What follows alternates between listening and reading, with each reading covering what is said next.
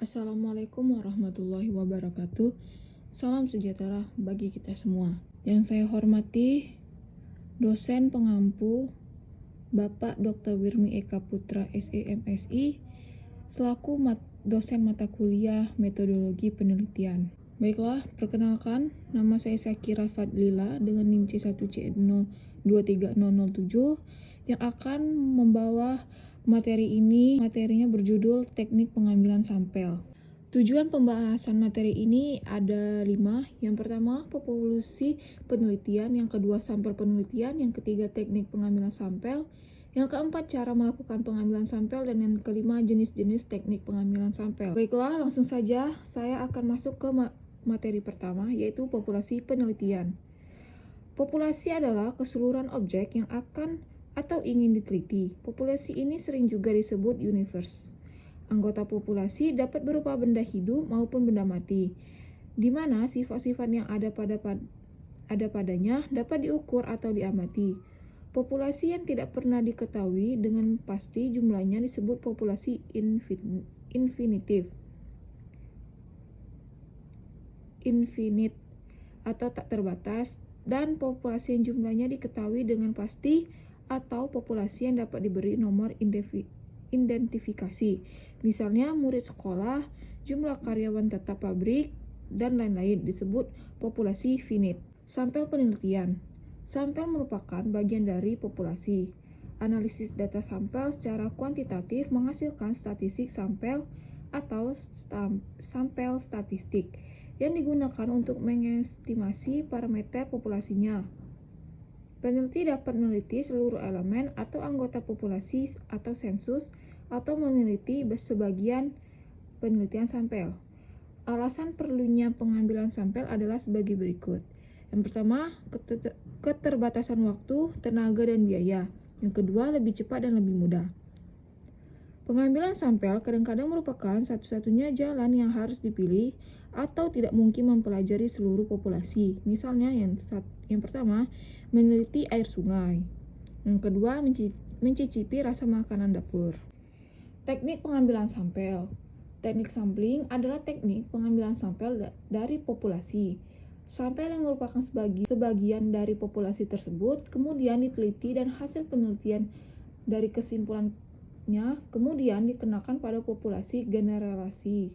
Secara umum, ada 2 jenis teknik pengambilan sampel, yaitu sampel acak atau sampel random sampling yang dikenal juga sebagai probability sampling, dan sampel tidak acak atau non-random sampling yang dikenal juga sebagai non-probability sampling.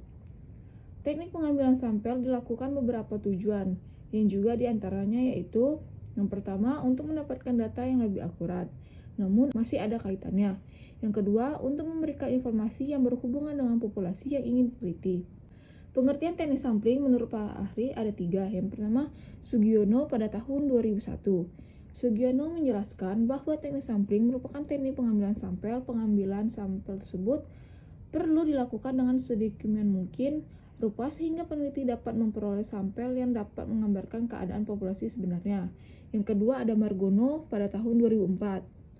Margono menyatakan bahwa teknik sampling adalah cara untuk menemukan jumlah sampel yang akan dijadikan sumber data dengan memperhatikan karakteristik dan penyebaran populasi agar bisa benar-benar mewakili.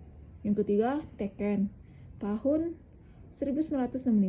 Menurut Teken, pengambilan teknik sampling merupakan teknik untuk mengambil sampel yang memenuhi sifat-sifat seperti yang pertama, dapat dipercaya untuk menggambarkan seluruh populasi yang diteliti, dan yang kedua, sederhana.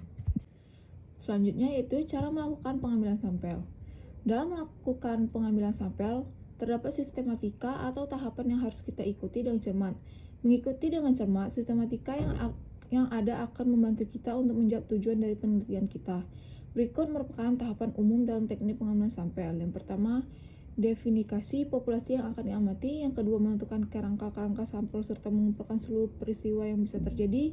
Yang ketiga, menentukan teknik maupun metode pengambilan sampel yang tepat dan sesuai. Materi terakhir yaitu jenis-jenis teknik pengambilan sampel. Terdapat beberapa teknik pengambilan sampel. Teknik pengambilan sampel secara garis besar dapat dikelompokkan menjadi 2, yaitu pengambilan sampel probabilitas Didasarkan pada konsep seleksi, acak, dan setiap anggota populasi mempunyai peluang sama untuk menjadi sampel. Teknik ini meliputi simple random sampling, stratified random sampling, cluster sampling, dan area sampling. Berikut penjelasannya. Yang pertama, simple random sampling merupakan teknik pengambilan sampel secara acak dan sederhana, tanpa memerhatikan tingkatan atau strata yang ada dalam populasi. Cara ini biasanya dipilih jika anggota populasi dianggap memiliki karakteristik yang homogen atau kecenderungan sama. Yang kedua, stratified random sampling merupakan teknik pengambilan sampel secara acak yang karakteristik sampel di tiap tingkat dianggap bersifat homogen. Yang pertama, proportionate stratified random sampling. Cara ini biasanya dipilih jika anggota populasi memiliki karakteristik yang homogen dan bertingkat berstatus secara proporsional. Yang ketiga yaitu cluster sampling, merupakan teknik pengambilan sampel secara acak yang dipilih berdasarkan kelompok-kelompok. Karakteristik sampel di setiap kelompok dianggap bersifat heterogen atau kecenderungan berbeda-beda. Dan terakhir yaitu area sampling, merupakan teknik pengambilan sampel secara acak yang dipilih berdasarkan wilayah-wilayah. Itu dilakukan dengan cara mengambil wakil dari setiap wilayah yang dapat dalam populasi. Kesimpulan pada materi ini yaitu populasi adalah seluruh data yang menjadi perhatian kita dalam suatu ruang lingkup dan waktu yang akan ditentukan. Teknik sampling adalah cara untuk menentukan sampel yang jumlah sesuai dengan ukuran sampel yang akan dijadikan sumber data sebenarnya. Dengan ukuran sampel yang ada akan dijadikan sumber data yang sebenarnya dengan memperhatikan sifat-sifat penyebaran populasi agar diperoleh sampel yang representatif. Baiklah, sekian materi yang dapat saya sampaikan. Semoga dapat dimengerti. Mohon maaf jika ada salah kata dan salah penyampaian. Saya Sakira Fadlillah dengan NIM akhir 07 akan mengakhiri video ini. Wassalamualaikum warahmatullahi wabarakatuh.